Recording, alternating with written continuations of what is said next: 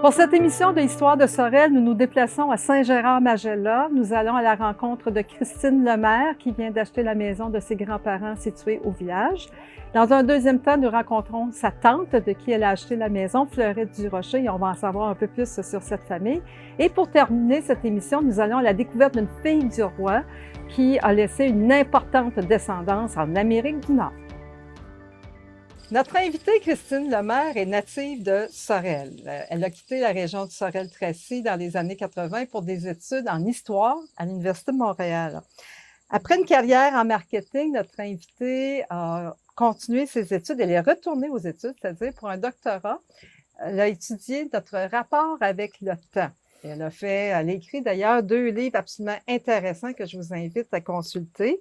La surchauffe de nos agendas et à contre-courant, gérer moins, vivre mieux. C'est tout un beau programme.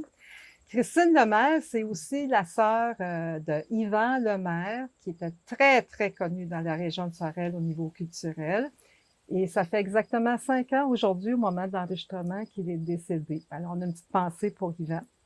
Et Christine renoue avec ses origines familiales puisqu'elle vient d'acquérir la maison de ses grands-parents, Conrad Durocher et Clémence Nadeau, à Saint-Gérard-de-Magella. Christine vit dans la région de Montréal.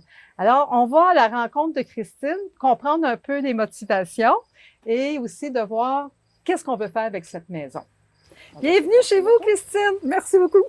Contente de l'acquisition de la maison familiale? Très contente. Une grande surprise dans ma vie, mais je suis très contente. Bien, on est ici pour ça, pour entendre la petite histoire de la passation, si on veut, de la maison de Fleurette à Christine. Qu'est-ce qui vous a motivé à faire l'acquisition de la maison? En fait, c'est venu de façon assez surprenante, mais ça fait des années que je viens visiter Fleurette, ma tante, et je me dis toujours, cette maison-là, si je l'avais, je la décorerais de telle façon, de telle façon. Et finalement, Fleurette, voulant partir dans une maison pour personnes âgées, elle cherchait des acheteurs. Et là, je me disais, c'est impensable, là, je pourrais pas jamais retourner à Saint-Gérard. Alors, je me suis dit, j'ai besoin d'un lieu pour... Bon, tu l'as dit, on est de Montréal et les horizons sont moins larges à Montréal. Alors, le fait de pouvoir venir écrire ici, parce que c'est mon intention. Oui, parce que c'est ça, je mentionnais Et que... pour moi, c'est comme un cadeau. Puis là, je sais que la maison, c'est une vraie caverne d'Ali Baba parce que ma grand-mère y a habité, mon arrière-grand-mère y a habité. Et d'une génération à l'autre, la maison n'a pas été vidée toujours complètement. La maison elle-même est vraiment située au cœur du Oui. village. Et ce que je comprenais, c'est que la famille, elle a déménagé Oui. en 1960. Oui. Conrad et Clémence avaient une maison dans Saint-Antoine, mais beaucoup plus vers Saint-Pie. Et c'était une maison de pierre qui a été transférée à mon oncle Yvon, qui est le fils de Conrad. Et alors, à ce moment-là, bon, le père transférait sa terre à ses enfants. Et là, ben, il a pris comme sa retraite, mais je pense qu'il avait 48 ans, là, et il s'est envenu habiter ici ils sont arrivés en 1960. 160. Mais mon grand-père, à côté, il y avait la coop de la laiterie, puis en arrière, il s'est occupé de ses vaches, puis il y avait un poulailler, tout ça. Fait que quand j'étais petite, c'était une des grandes joies de cette maison-là, c'est on partait puis on s'en allait à la grange. Et je me souviens parce que c'était le dimanche, puis j'avais toujours des petits souliers blancs. Alors, votre grand-père est arrivé ici, il y avait 58 ans, Ouais. en 1960. Ouais. Donc, les enfants sont déjà élevés. Votre mère va se marier, d'ailleurs, en face, oui, parce que, en faut le 60. dire, on est en face de ce qui était autrefois l'église de Saint-Gérard. Le presbytère existe encore. La famille, on va y revenir tantôt avec Fleurette, mais la maison, elle n'a pas changé de style beaucoup. Hein? C'est tellement. vraiment... OK. Non. Qu'est-ce qu'elle vous inspire, cette maison-là, pour pouvoir venir y écrire... en fin de maison de campagne, parce que vous auriez pu acheter n'importe où ailleurs aussi, mais... Mais c'est le patrimoine. C'est le fait que Saint-Gérard, c'est un peu chez moi, même si ça l'a jamais vraiment été. Mais c'est aussi tous mes plaisirs d'enfant, parce que je me faisais garder par ma grand-mère. Et puis, on sait bien que quand on se fait élever par ses parents, c'est pas la même chose que quand on se fait recevoir, garder par sa grand-mère, qui avait toujours des paparmanes à nous donner, Yvan et moi, et qui m'a fait faire du... Parce que grand-mère était, elle a été présidente du Cercle des fermières de Saint-Gérard. De Saint-Gérard, Et elle faisait toujours toutes sortes de bricolage ou d'artisanat. Et alors, elle m'a montré à faire du macramé. On faisait des choses très intéressantes. On va-tu retrouver des activités de macramé à la maison? Et fait très important, c'est grand-mère qui m'a donné le premier goût de l'histoire. Parce qu'elle avait un vieux livre des frères des écoles chrétiennes. Et c'est avec ce livre-là qu'elle m'a appris Madeleine de Verchères, je m'excuse. Bon, dans ce temps-là, les Indiens, c'était les méchants, puis aujourd'hui, tu sais, c'est pas du tout la même histoire que moi j'ai apprise, puis certainement pas celle qu'on a aujourd'hui, mais c'est quand même ce goût-là de l'histoire, c'est elle qui me l'a donné. J'allais vous demander s'il y avait un lien entre le fait d'avoir fait des études en histoire. Ah, certainement. Puis de se retrouver ici. Oui. Et puis, le plaisir d'aller à Montréal, on allait chez Fleurette. Et quand on revenait par la 132 parce que la 30 n'était pas encore complétée. Et là, on passait par Verchères. Et puis à Verchères, je savais que grand-mère s'interromprait de jaser avec mes parents pour me raconter pour la 100e fois l'histoire de Madeleine de Verchères avec son foulard rouge, et puis je vous remets les armes, elles sont en très bonne main. Les gens qui vous connaissent un peu savent que vous êtes une féministe engagée, écologiste aussi, mais féministe engagée. Oui. Ce que je comprends, c'est qu'il y a des traits de caractère de Clémence, votre grand-mère, et de l'arrière-grand-mère Georgiana Nadeau. Oui. Joyal de nom de famille. Oui. Alors, on y va avec Clémence. Qu'est-ce que vous retenez de Clémence? Ben, ma grand-mère, c'était une institutrice. Alors, elle a transmis à ses filles l'importance de l'éducation. Fleurette, qu'on va rencontrer tantôt, elle a eu sa carrière à elle, mais il y a 3 filles qui sont devenues... Ben, Claire n'a pas été une institutrice non plus, mais elle a été secrétaire.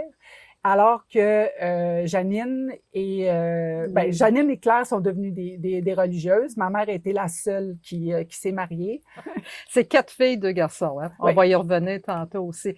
Christine, votre grand-mère puis votre arrière-grand-mère. Donc, la grand-mère Clémence Nadeau, mariée à Conrad Durocher. L'arrière-grand-mère mythique, mémère, Georgiana Joyal, mariée avec Odilon Nadeau. Exact. Ça, on fait un petit peu de généalogie avec Saint-Gérard et les environs. Qu'est-ce qui fait que ces 2 femmes-là avaient il y avait des traits de caractère que vous aimez en particulier, là? Ben, c'est leur esprit d'indépendance, puis de leur désir d'autonomie, ce qui est pas fréquent pour des femmes de cette période-là. Pas facile non plus. Non.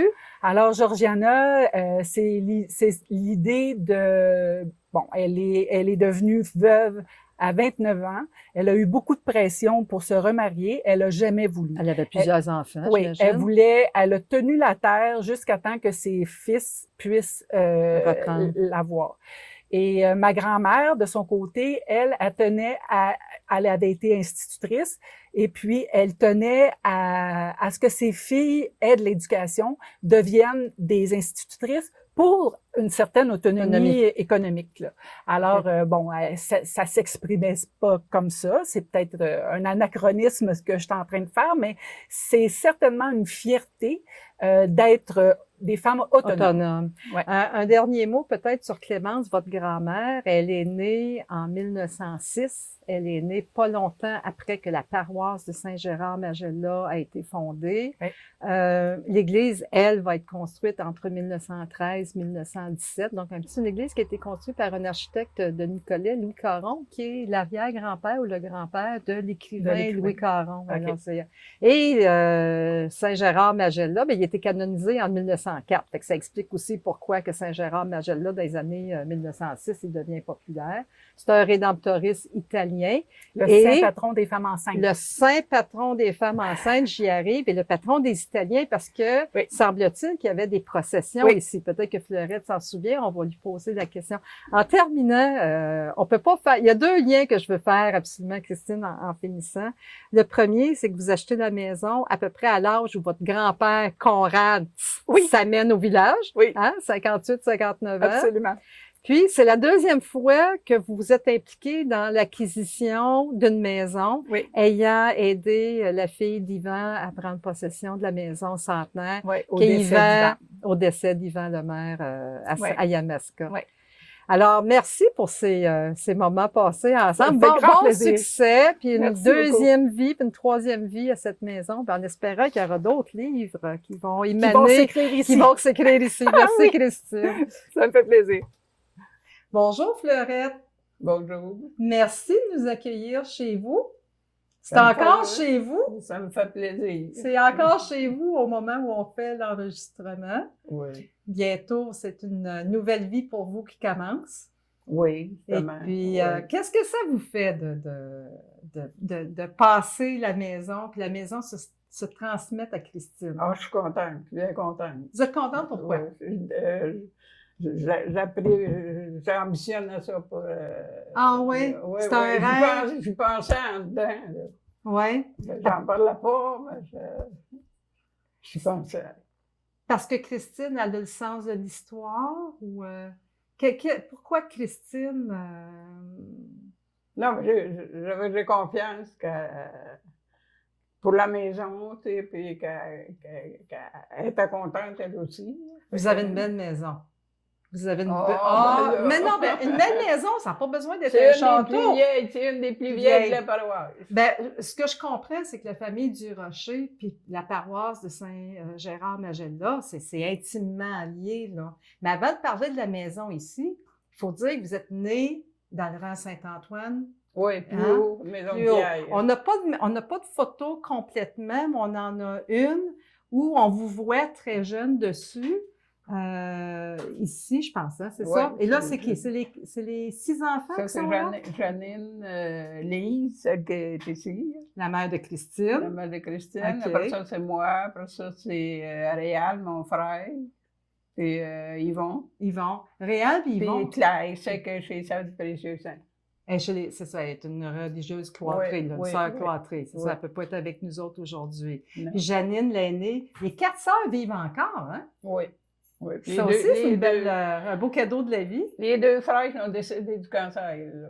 Bon. Puis les 2 frères habitaient dans le rang Saint-Antoine. Oui, ou après ça, ils sont déménagés ici. Oui. OK. Depuis 1960.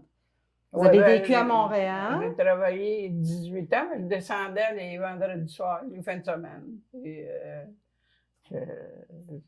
ça jouait en auto. J'avais plusieurs amis de Saint-Gérard qui voyageaient avec moi. OK. L'auto était pleine, on a eu bien du plaisir. Fait que vous reveniez toutes les fins de semaine? Oui, à part de l'hiver. Parce que l'hiver, quand je restais sur la rue Wiseman, puis il fallait changer l'auto de côté. Ça, c'est la ville, hein? Mais moi, ce que Christine m'a dit, c'est que vous aimiez la vie à la campagne. Ah oui. Sur la ferme aussi? Oui. Oui, avant de déménager au village, vous aviez une ferme laitière? Oui. OK. Puis vous aviez des chevaux? Oui. Vous avez de belles photos des chevaux. J'espère que je vais les retrouver vite. Mais une belle photo des chevaux. Qu'est-ce que vous faisiez avec les chevaux? Ben, les chevaux, dans le temps des points. Puis vous, embarquiez-vous sur le cheval? Ben oui. Mon père, il semait des choux-de dans ce temps-là. OK. J'embarquais sur le dos du cheval. Puis il passait je ne sais pas comment ça s'appelait. C'est pour un sacleur. Oui. OK. Il s'appelait tout ça. C'est choux-de moi, je suis embarquée sur le dos. Puis vous avez déjà arrêté un cheval qui était parti au galop? Oui. Ah, ben, après, j'ai eu peur après, mais sur le coup, j'ai pas eu Vous peur. n'avez pas eu peur. Non. Mais dans ce temps-là, les filles ne pouvaient pas devenir fermières. Ils ne pouvaient pas avoir la ferme. Fait que vous êtes Ah, allé ben ouais. travailler à Montréal. Qu'est-ce que vous faisiez à Montréal? Moi, j'ai toujours travaillé dans les bonnes nylons. Dans les bonnes nylons. C'était quoi, une shop? C'est une de mes tantes. Moi, j'ai commencé à Drummondville, à Butterfly. C'est ma tante qui m'avait fait entrer là. Ensuite, ça a fermé, ça. Après ça, mes soeurs étaient rendues à Montréal. Fait que j'ai été... On n'avait pas de... C'était pas dur de trouver de l'ouvrage dans ce temps-là. Étiez-vous les 4 sœurs ensemble à Montréal? Ben, Janine est entrée chez les sœurs. On était 3 en même temps. Les 3 en même temps. Janine, d'ailleurs, votre sœur religieuse aînée, elle a suivi des cours de photographie certains, parce que vous avez des photos absolument extraordinaires de Conrad. C'est ce qui me permet de dire qu'il faut absolument que les gens fouillent les albums. D'ailleurs, j'ai vu que vous aviez un paquet d'albums de photos. Fleurette, c'est extraordinaire. Christine, elle va avoir du plaisir à jeter un coup d'œil là-dedans aussi. Mais je voulais montrer pour les gens qui nous regardent ces 2 belles photos de votre père, Conrad. Je ne vais pas remarquer qu'ils ne sont pas pareils. Ils ne sont pas pareils, mais c'est une belle photo. Il était comment, votre père? C'était-tu quelqu'un qui était colérique ou quelqu'un de calme? Ou, Non, quand ça allait bien, il n'était pas colérique. Non. Puis votre mère? À un moment, elle était prête toujours à rendre service à tout le monde. Ah, tiens, c'est un trait... Elle faisait n'importe quoi. Puis, elle était sage-femme, à tout fait. Ah oui, elle a aidé à coucher? Oui, oui. Ah oui? Vous avez eu connaissance de tout ça ou... Non, mais on restait à la maison de Pierre. OK. Pas dans le village. Mais elle était plus jeune. Puis, on a une photo aussi, il faut absolument vous montrer cette photo-là, de Georgiana. Donc, votre grand-mère à vous, la mythique mémère Georgiana, c'est elle, son mari Odilon, c'est ça? Oui. Qui est décédé jeune. Puis Clémence, votre grand-mère... Il est décédé à 38 ans, quand le dernier est né, là, il n'a même pas été capable d'aller au baptême. Parce qu'il était trop malade. Il était trop malade. Ouais. Fait que c'est des vies d'épreuves, mais votre grand-mère, à vous, elle ne s'est pas remariée. Fait que, non. C'est ça. Les gens de Sorel vous connaissent aussi parce que vous avez travaillé pour l'école de conduite. Oui, oui. On est plusieurs à avoir suivi nos cours. Ah oui, j'en ai donné à peu près au-dessus de 2000. Parce qu'à tous les ans, on marquait le numéro de permis, tout ça. Puis à la fin de l'année, je suis content comment j'en avais fait. Là. Oui, j'ai travaillé 15 ans. Bon. Puis là, on peut-tu dire votre âge? Ben oui, 89 ans. 89 ans. Fait que ça fait comme ça. Je conduis encore, puis il m'a gardé mon auto tant que je vais être capable. Fait qu'on va vous souhaiter bon succès dans votre déménagement. Puis on va vous souhaiter aussi des beaux moments avec Christine là, dans le transfert. Puis une grande confiance. Puis continuez à écrire le nom de tout le monde derrière les photos, c'est bien, bien, bien important. Hein? Oui, puis l'année. L'année, oui, exact. Si on a le nom, puis on n'a pas l'année. Oui, parce que c'est très précieux. Franchement, je suis impressionnée. Vous avez des belles photos. C'est très, très précieux ce que vous avez. Bon, ben, merci beaucoup. Bienvenue. Merci, Fleurette. Bon, ben, c'est fini. Pour clore cette belle émission sur Saint-Gérard-Magella, où on a beaucoup parlé de femmes, je trouvais ça intéressant de mettre l'emphase sur une fille du roi qui s'est établie dans la seigneurie de Saint-François. Et qui d'autre que Louise Biron, qui a écrit ces 2 livres, Le pays des filles du roi au confluent du Saint-Laurent et de la rivière Richelieu, en 2013 et 2017. Qui d'autre que Louise, qui l'a écrit en collaboration? Je ne veux pas non plus négliger la collaboration, l'implication des autres, mais Louise, bonjour, merci d'être avec nous. Bonjour, on a choisi de vous parler de Madeleine Tisserand. Alors, Madeleine Tisserand, peut-être que le nom ne vous dit pas beaucoup, mais quand vous allez savoir qui elle a marié, c'est autre chose. Alors, qui elle est, cette belle Madeleine? Bien, Madeleine est une fille de la haute, une fille du roi de la haute société française qui est née en 1650 à l'Île-de-France. OK. Une petite paroisse près de Paris. Elle est une des 104 filles protestantes. Oh! Elle n'est pas catholique, elle est protestante, qui va immigrer comme fille du roi au Canada. Mais elle va devenir catholique ici. Elle va devenir, c'est OK. comme obligatoire, elle va passer devant le Monseigneur Laval qui va la catholiciser. D'accord. Qu'est-ce qu'on sait d'elle en France? En France, on sait qu'elle est orpheline de mère lorsqu'elle est recrutée. Donc, il n'y a pas personne pour la guider au niveau des mariages, tout ça. Puis, bon, elle aussi va faire partie du dernier contingent de 1673. Le dernier qui va être financé par le roi Louis XIV, qui va arriver ici en Nouvelle-France. Une fois arrivée ici, elle va signer un premier contrat de mariage. Un premier? Ça veut Ouais. dire qu'elle... Il ouais? a été annulé.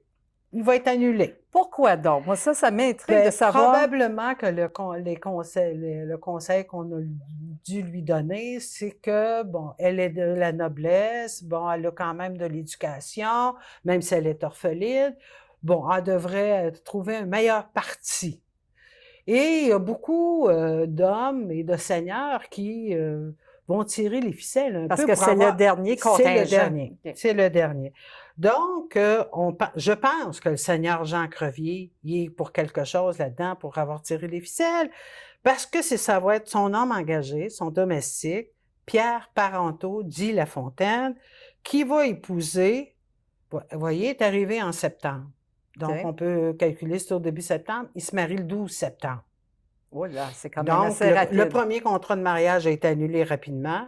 Donc, elle a Le marié deuxième. Pierre Parenteau et il va le suivre, elle va le suivre. Les deux époux ne savent pas signer, donc elle ne sait pas écrire, elle non plus. Elle ne fait pas partie du 25% des filles du roi qui sont capables de Le signer. signer.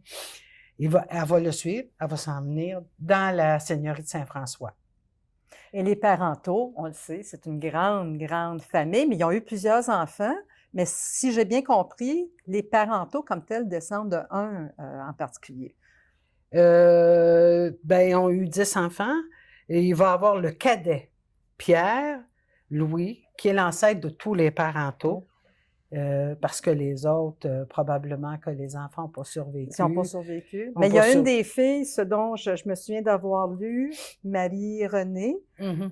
qui a marié un certain Pierre Bibeau. Hein? Ah. Alors, Les Bibeau. Bibeau, Hein? c'est Bibeau connu. dans la région. Ça fait partie aussi des censitaires, les Bibeaux. hein? Exact. Mais elle devient veuve rapidement, cette dame.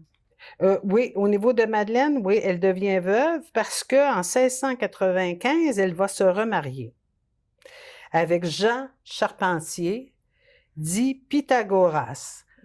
Les surnoms, comme vous allez voir, là, il y a beaucoup de surnoms. C'est souvent soit parce qu'ils sont soldats, sont obligés d'avoir un surnom. Ou ben donc, ça répond à une petite caractéristique. Peut-être que moi, selon le fait de Pythagoras, probablement qu'il devait être un petit peu instruit, devait souvent citer Pythagore. On OK. l'a appelé Pythagoras. Ça ne l'a Je pas suppose. empêché d'être expulsé de Québec. Non, il est avantard un peu. Quand Madeleine va le marier, ils n'auront pas d'enfants. OK. Lui, c'est qu'il va faire beaucoup de vols. Il va faire beaucoup d'infractions, va comparaître souvent devant le gouvernement de Québec. Et finalement, bon, pour régler l'affaire, il va être expulsé. Et là, ils reviennent à Saint-François. Lui, il va s'en aller ailleurs, mais Madeleine revient à Saint-François OK. avec ses enfants. Elle ne revient pas avec lui, parce que lui est expulsé, puis ça, il ne tente pas.